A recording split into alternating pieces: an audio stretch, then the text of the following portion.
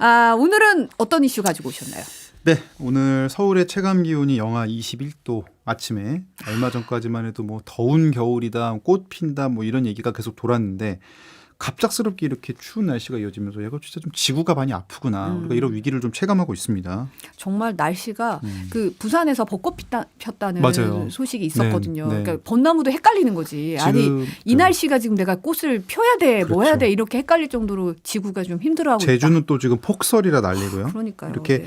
뭐 겨울이 추운 건 맞지만 이렇게 영하 20도 체감까지 추워진 것 결국은 이것도 다 지구 온난화 때문이라고 하거든요. 바닷물 기온이 올라가다 보니까 이 북극을 이렇게 둘러싸고 있던 기류가 약해지게 되고요. 네. 그래서 북극에 갇혀 있던 냉기가 이렇게 퍼져 내려온 거라고 합니다. 그러면 이렇게 추운 게 역설적으로 보면 지구가 더워졌기 때문인 거네요. 그렇죠. 그래서 국제사회들이 이런 거 좀 해결해보자 머리를 맞대고 고민을 이어오고 있거든요. 얼마 전에도 기후 관련 국제회의 열렸죠. 맞아요. 국제사회가 화석 연료를 단계적으로 줄이기로 했다. 뭐 이런 보도도 나왔는데 기후 얘기 뭐 어제 오늘 얘기 아니고 뭐 매번 같은 소리 하는 것 같고 그런데요. 오늘 이 기후 변화 회의에 대한 역사 그리고 지금 현주소 앞으로 과제까지 4개의 키워드로 한번 싹 짚어보겠습니다. 기후 변화 얘기 항상 국제 뉴스에서 보면 맞아요. 뭐 의정서도 있고 뭐도 있고 계속 나오는데 뭐가 뭔지 헷갈렸는데 오늘 들으시면 이제 싹 정리됩니다. 싹 정리되니까. 네. 그러면 첫 번째 키워드부터 가볼까요? 첫 번째 키워드는 캅입니다. 캅. 음. COP. 네, COP인데 네. COP도 맞아요. 이 영어권에서는 캅이라고 읽기도 하고 콥이라고 읽기도 하고 네. COP라고도 읽는데 CNN 뉴스 보면은 캅 이러고 많이 합니다. CNN 같은 경우에는. 그리고 먼저 이 용어부터 좀 아셔야 됩니다. COP. 네. 네. COP. 자, 뜻이 뭐죠? C는 컨퍼런스. 컨퍼런스. 회의란 뜻이죠. 회의. 네. 그럼 컨퍼런스는 컨퍼런스인데 무슨 컨퍼런스냐? 컨퍼런스 오브 파티스. 이런 파티 그 아니고. 파티 아니고. 이렇게 막 왜 노는 파티 아니고. 정당도 왜 그렇죠. 민주당이 데모크라틱 파티, 리퍼블리컨 파티 이렇게 하듯이 네. 파티는 어떤 당사자, 정당 이런 걸 의미해요. 그래서 여기서 파티는 국제협약의 당사국이라는 뜻입니다. 즉 여러 국제협약의 파티들이 모이는 컨퍼런스. 그래서 우리말로는 당사국 회의라고 번역을 하는 겁니다. 당사국 회의가 그렇죠. 캅이다. 네. 그러면 이제 어떠한 당사국들인 거잖아요. 그렇죠, 그렇죠. 그럼 어떤 협정의 당사국들인 건가요? 그렇죠. 바로 UN 기후 변화 회의의 당사국들을 말합니다. 국제사회가 기후 문제에 관심을 갖던 시기가 1980년대 말, 1990년대 초반인데요. 당시에는 이제 공업화된 선진국들이 환경 오염 문제가 심각했습니다. 우리 같은 경우에는 이제 88년에 올림픽 치렀잖아요. 그러면서 이제 외국인들도 오고 하니까 야 이거 손님 맞아야 되는데 이거 너무 지저분하면 안 된다. 뭐 이런 문제의식도 불거졌고요. 네. 그래서 우리도 환경에 신경을 쓰게 된 시기가 바로 이 무렵입니다. 그때 당시에 서울도 대기 오염이 심각했잖아요. 굉장히 심각했는데 지금 영상을 보면 지금 중국 우리가 뭐 베이징 미세먼지 하면 막 보여주고 막 외신 그림으로 보는데 우리가 비슷했습니다. 1989년 그때는 서울에도 공장이 많았어요. 그래서 89년 당시 우리나라 대기오염 얼마나 심각했는지 잠깐 보고 가겠습니다. 네. 12월에 접어들면서 서울을 비롯한 전국 대도시의 대기오염이 더욱 심각한 양상을 보이고 있습니다. 서울시의 경우 아왕산 가스의 농도가 평균 2, 3일에 한 번씩 꼴로 환경 기준치를 넘어서고 있습니다. 양철훈 기자입니다. 환경청이 오늘 발표한 서울 등 대도시의 대기오염 현황에 따르면 서울 지역의 경우 지난 10월 0.059 ppm이던 아왕산 가스 농도가 지난 11월에는 0.082 ppm으로 갈수록 악화되고 있는 것으로 밝혀졌습니다. 또 12월 들어서만도 오늘까지 광화문 지역의 아왕산 가스 농도가 연평균 기준치 0.15 ppm을 무려 10일이나 넘어섰습니다. 특히 저기압에다 바람이 불지 않는 날은 아왕산 가스가 서울 상공에 그대로 머물러 대기오염이 더욱 심각해지는 것으로 나타났으며 지난 2일을 전후해서는 연평균 기준치를 무려 4배 가까이 넘어선 것으로 측정됐습니다. 또 부산과 대구, 대전 등 대도시도 11월과 12월 들어 아왕산 가스 농도가 모두 환경 기준치를 넘어섰습니다. 이같이 겨울철 들어서면서 대기오염이 악화되고 있는 것은 빌딩과 공장에서 벙커 시유를 많이 사용하는 데다 연탄 사용량이 늘었기 때문으로 난방 연료가 저황유나 LNG로 대체되지 않는 한 뚜렷한 대책 마련이 없는 실정입니다. 퍼스트 레스님이 매연을 그냥 내보내네. 서울이에요, 서울. 그러니까 저게. 굴뚝에서 네. 연기가 막 매연이 네. 계속 나가고 있는데 네. 지금 보니까 상당히 심각했네요. 그러니까 사실은 국제사회도 문제의식을 갖게 되고요. 사실 우리보다 수십 년 앞서서 영국의 스모그 그 유명하잖아요. 집단 사망도 나왔었고. 네. 근데 사실 1990년대 들어서 그러면서 이제 환경오염 문제도 해결하고 인건비도 좀 낮춰보고 그러면서 중국 등으로 공장을 이전하게 된 계기도 바로 이 무렵입니다. 이건희 회장이 중국에 갔던 게 1993년이니까요. 대략 요 이후에 야 우리도 좀 공장 옮겨볼까 이런 논의 나왔다고 보시면 되겠고요. 네. 그래서 그 무렵 1992년에 유엔 환경계획이라는 곳에서 UNEP라고 합니다. 네. 유엔 기후변화 협약이라는 걸 만들어냅니다. 기후 변화에 대비하자 이런 움직임이 이제 90년대부터 있었던 거네요. 그렇죠. 그런데 이거 기후 위기 해결 한 나라만 한다고 할 수는 없는 거잖아요. 그렇죠. 전 지구가 다 해야 됩니다. 그러니까 합의가 쉽진 않아요. 그래서 야 이거 우리 그러면은 성급하게 할 수가 없는 문제니 1년에 한 번씩 회의를 하자. 1년에 한 번씩. 네, 그래서 우리 논의를 좀 진전시키자. 그래서 바로 COP라는 걸 매년 하기로 한 겁니다.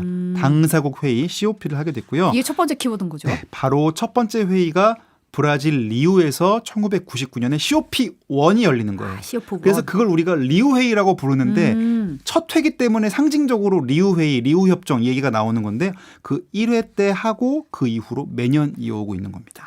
그러니까 이 회의도 상당히 역사가 긴 거네요. 네, 그러면서 회의 뒤에 번호를 붙입니다. 95년에 한 회의는 아까 말한 COP1 그리고 그 당사국들마다 돌아가면서 회의를 개최하게 되는데 죄송합니다.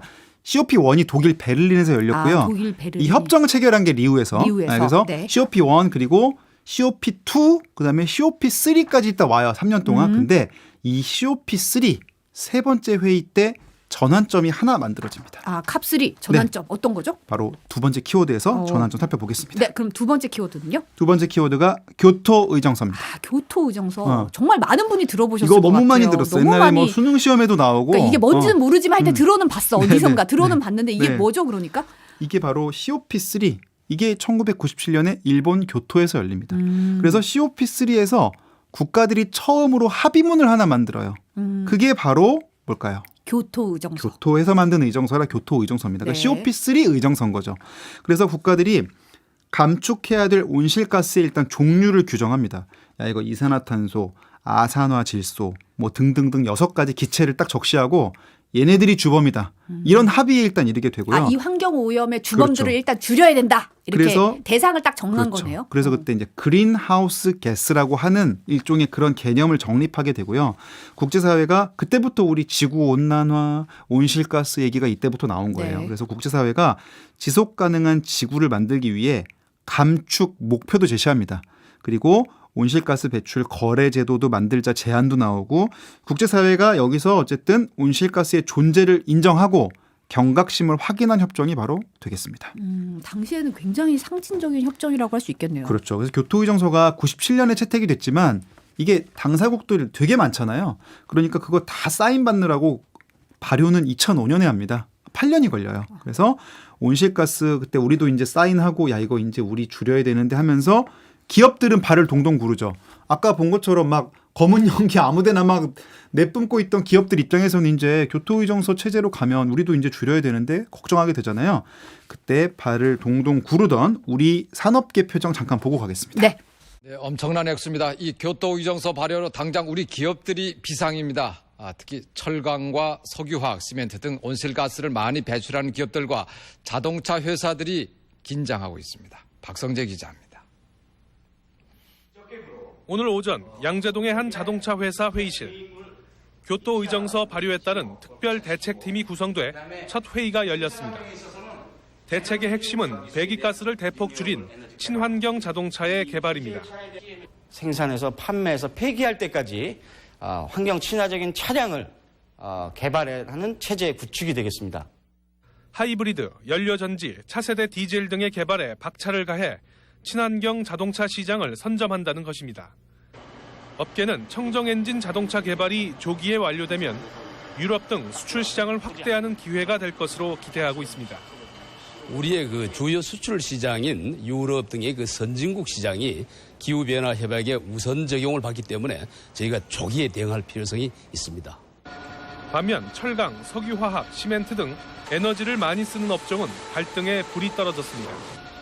생산량이 늘수록 온실가스 배출량도 함께 증가하기 때문입니다. 포스코의 경우 철강을 만드는 에너지의 90% 이상을 석탄에 의존하고 있어 이산화탄소 배출량이 매년 4%씩 늘고 있습니다. 따라서 에너지를 덜 쓰는 첨단 생산 공정의 개발에 사원을 걸었습니다.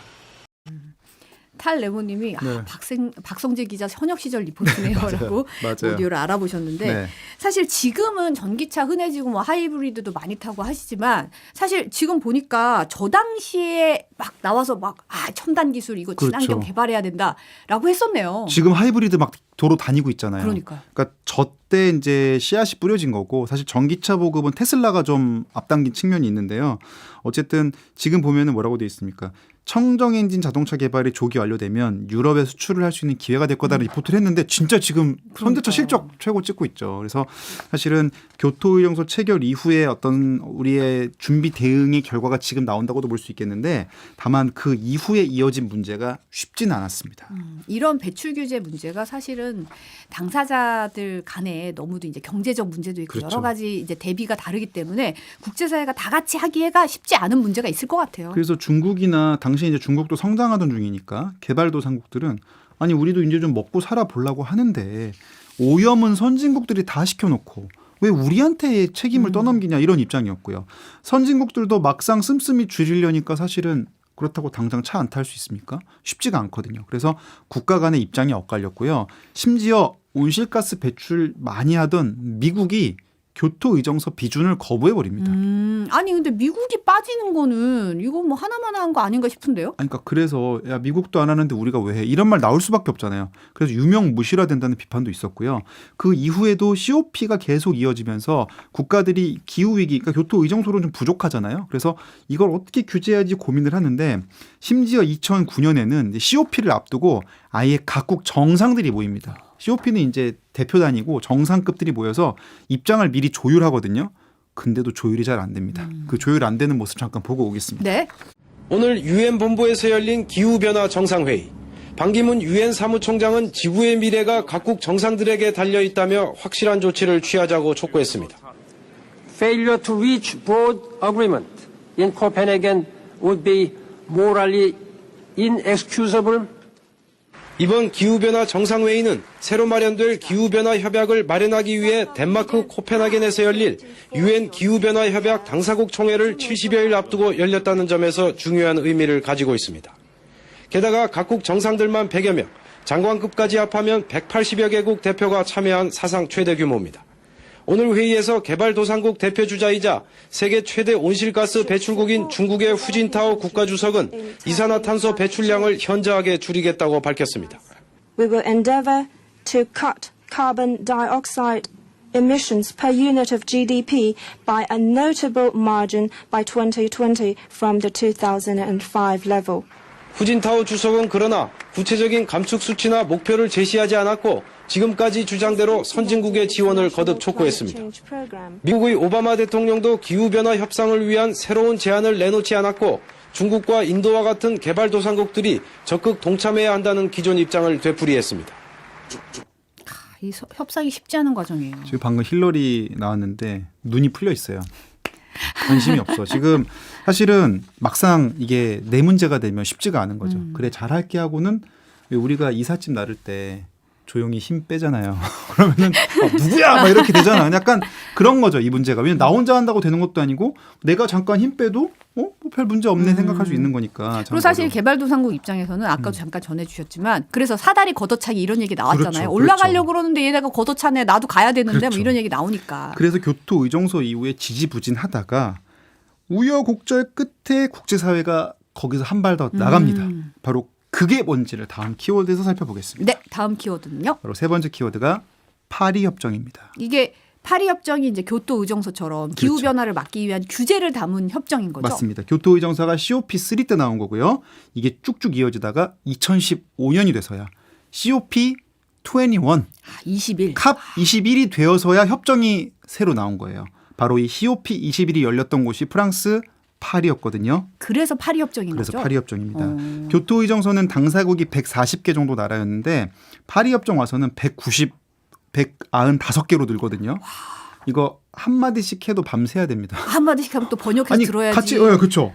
그만큼 합의에 오랜 시간이 걸린 거죠. 그러니까 근데 1995년에 시작해서 2015년에 된 거니까 따져 보면은 어마어마하게 긴 시간이 흐른 거네요. 맞습니다. 당시 보도를 보면 그래서 이제야말로 전 세계가 참여한 신기후 체제가 출범됐다. 막 그때 박수쳤던 게 환경운동가들은 2015년이 돼서야 나온 겁니다. 그래서 기후협정 체계가 교토 의정서 이후 18년 만 그리고 1995년 이후에는 근 20년 만에 이제 새로운 게 나왔던 건데요. 네. 파리 협정 체결 당시 2015년 COP21 현장 잠깐 보고 가겠습니다. 네.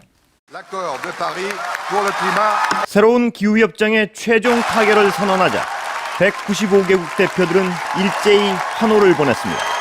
When historians look back on this day, very historic day, 파리 협정의 핵심은 평균 기온 상승폭을 산업화 이전보다 2도 아래로 억제하고 가능한 1.5도 아래까지 낮추기로 노력한다는 합의입니다.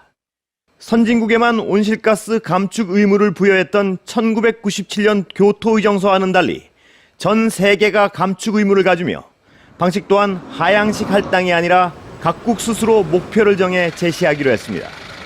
또한 2023년부터는 모든 당사국이 5년마다 감축 여부를 점검받기로 해 이행을 압박하기로 했습니다.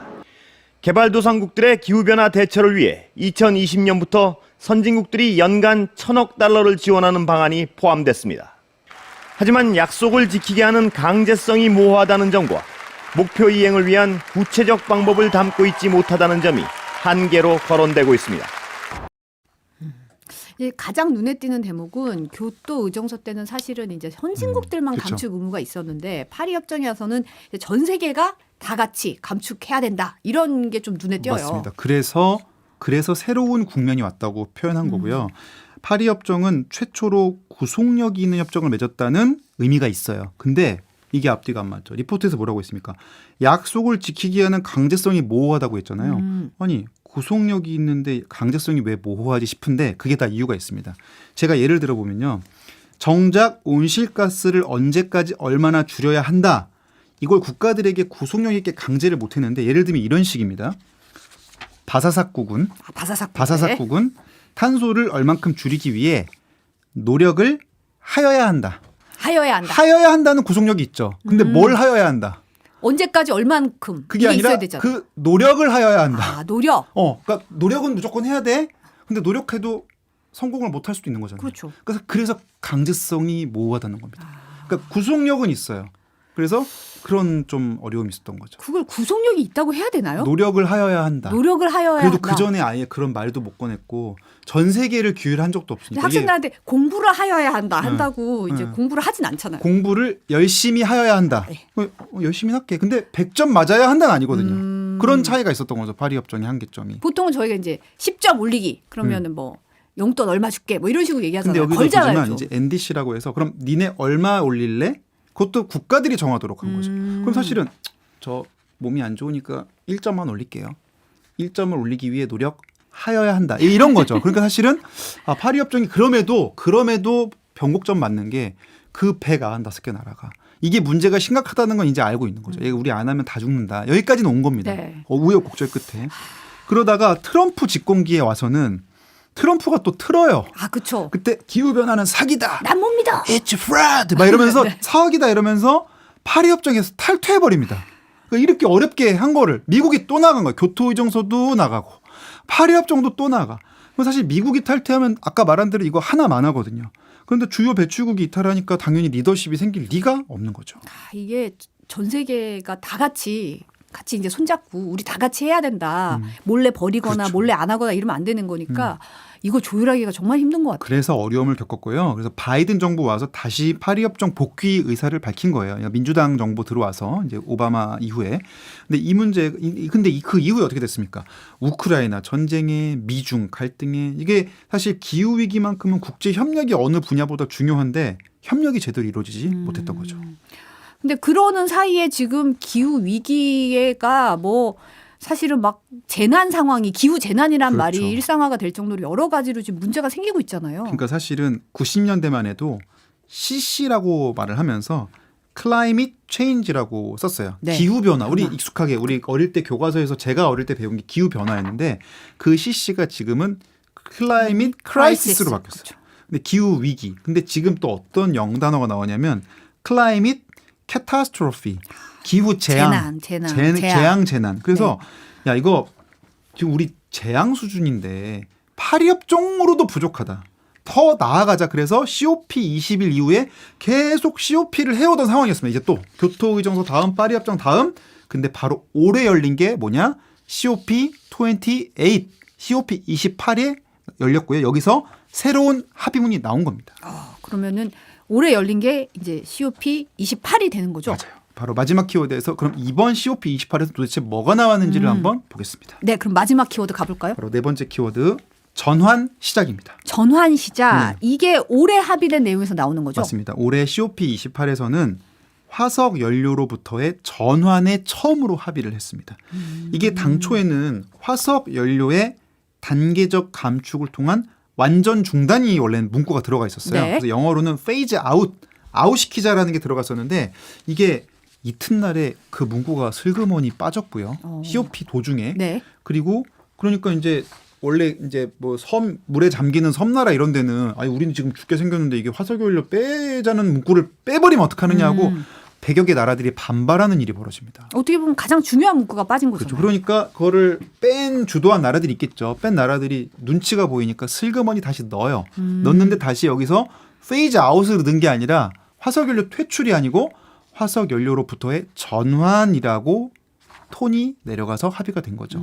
아무래도 산유국들의 반발이 컸던 걸로 알려졌는데 올해 COP 28이 아랍에미리트에 있는 두바이에서 또 열렸거든요. 공교롭게도 또 거기서 열렸어요. 기름국에서 열렸는데 기름국. 이때 COP 올해 28 의장이 누구였는지 혹시 아세요? 누구였죠? 아랍에미리트 국영 석유회사 대표가 기후변화회의 의장을 맡았습니다. 아니 이거 너무 의장이 아니 그래서 이런 말 나왔어요. 아니 무기회사 사장이 평화협정 하시는 겁니까? 이게 앞뒤가 안 맞잖아요. 그렇죠. 이해관계가. 그래서 근데 아니나 다를까 회담 결과를 까봤더니 당초 기대치보다 톤이 다운된 형태의 합의안이 도출이 된 건데 이번에 COP 28 당시 합의 보도 잠깐 보고 가겠습니다. 네. 제28차 UN 기후변화협약 당사국 총회에서 탈화석연료 전환에 대한 공동 합의문이 발표됐습니다.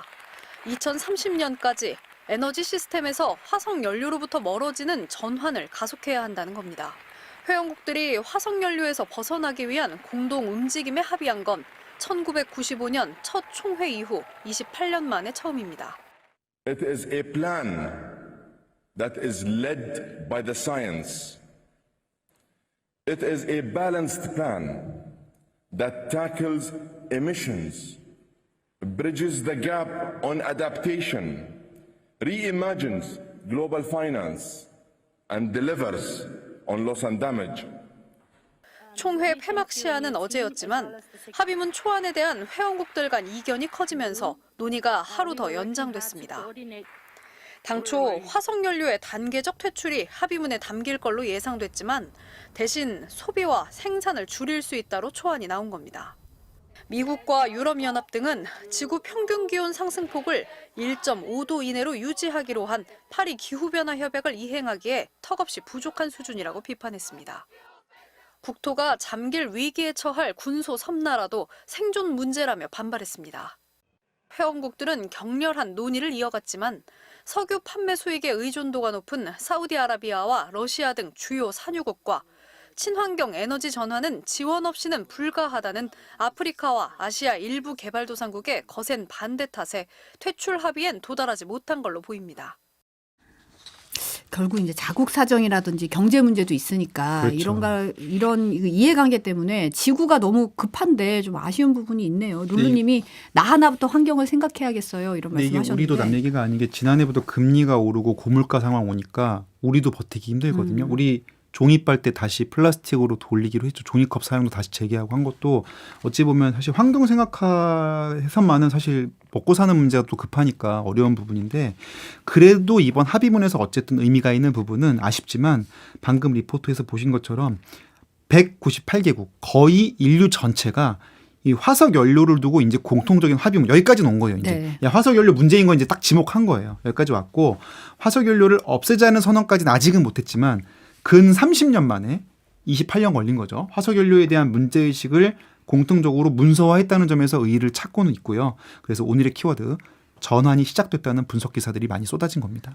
사실 지난 주말에 스트레이트 팀에서 이 이제 친환경 맞아요. 갑자기 이 정책이 바뀌면서 또 이제 생산하시는 분들이라든지 맞아요. 기술 개발하시는 분들이 또 많이 어려움을 겪고 있어서 그 부분을 또 집중 취재하는 부분이 있었는데 어떻게 보면 이제 우리 인류가 또 자신의 지금 있어서 요거는 편하지만 그렇죠. 사실 또 미래를 위해서 또 아이들을 위해서 좀 보다 나은 거를 물려주기 위해서 좀 그런 노력을 이어갔으면 좋겠다라는 생각이 들긴 해요. 네, 지금 사실은 여유가 없습니다. 지금 시간적 여유가 없고 전례 없는 상황이고요. 지금 비영리 단체인 클라이밋 센트럴이 밝힌 바에 따르면 1년 동안 산업화 전보다 평균 1.32도가 올랐거든요. 이게 어느 정도냐? 12만 5천 년 만에 가장 뜨거운 해다 이런 문서로 나왔습니다. 이게 1.32도가 작아 보이지만 지구 전체로 보면 굉장히 큰 영향을 미칠 수 엄청 있잖아요. 큰 거고요. 우리가 1, 2도 하면은 뭐야 오늘 영하 20도고 내일 영상 10도인데 뭐 이럴 수 있는데 우리 몸의 체온을 생각해 보면 이해하시기 쉽습니다. 네. 우리 몸이 36.5도잖아요. 여기서 1.5도 올리면 어떻게 됩니까? 그러면 38도면 뭐 고열이죠. 고열이에요. 그리고 여기서 1도 더 오르면 응급실 가야 돼요. 난리 나죠. 예.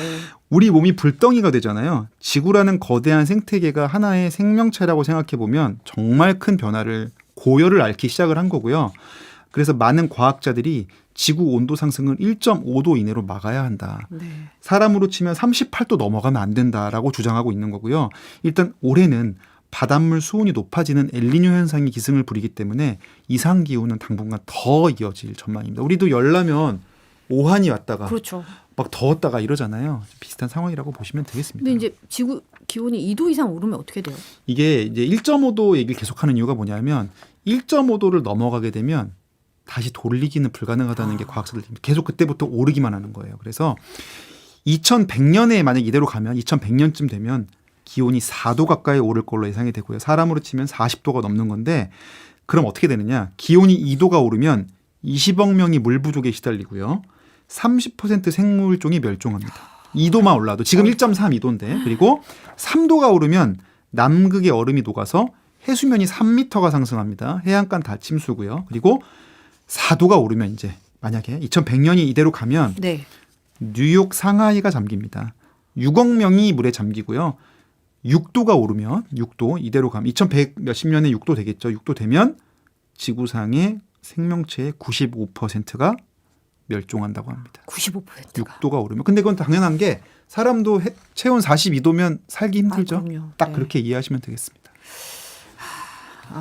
미라클 급해요. 예. 그러네요. 네. 네. 미라클님이 지금 시행해도 늦은 상황에 점점 과거로 회귀하는 정책들이 매우 걱정이 된다고 말씀을 하셨는데 네. 궁수렁님이 다음에는 저 염경 기자 나올 땐 필기구 준비하라고 네. 그러고 다시 보기 올라오니까요. 네. 두 번, 세 번. 좋아요 2번 누르면 취소되니까 조심하시고. 한 번만 네. 누르시고. 네. 그러면 이제 키워드 하나씩 짚어보면서 마무리 좀 해볼까요? 일단은 COP라는 게 95년부터 시작이 됐다. 그래서 매년 숫자를 붙여가면서 세우고 있는데 COP 3때 일본 교토에서 교토 의정서 나왔다. 이때는 온실가스의 존재를 일단 딱 지목하고 우리가 얘가 문제라는 걸 인식하는 계기가 됐다. 근데 그 뒤로 협상이 잘 안 됐다. 왜냐하면 중국이 한참 성장하던 시기라 야, 우리 공장에서 물건 찍어야 되는데 뭔 소리야 이러면서 파리협정이라는 게 2015년 COP 21에 돼서야 하나 왔는데 구속력이 있다 없다? 있는 것 같은데 있는 것 같은데 이건 있다고 해야 되나? 노력을 애매하다. 하여야 한다. 노력하여야 이렇게라도 한다. 근데 그래도 진전은 된 거다. 근데 그래서 파리협정을 보완하자는 논의가 있었고 올해 화석연료 퇴출을 기대했으나 아까 이제 그 무기회사 사장이 평화협정 주재하는 시기의 상황 속에서 결국은 단계적인 전환 정도로만 톤 다운이 됐다. 다만 그럼에도 화석연료를 타겟으로 지목한 것 자체는 진전이고 아마 COP 30 몇쯤 되면 화석연료도 곧 퇴출되지 않을까 기대를 해보고요.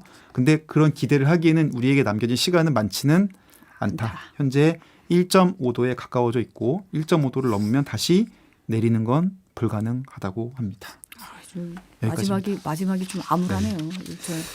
하나하나 암울하죠. 환경을 좀 챙겨야겠다는 근데 사실 생각이 지난 듭니다. 10년 동안에 우리가 기후위기 체감하고 있잖아요. 네. 그걸 보면 알 수가 있죠.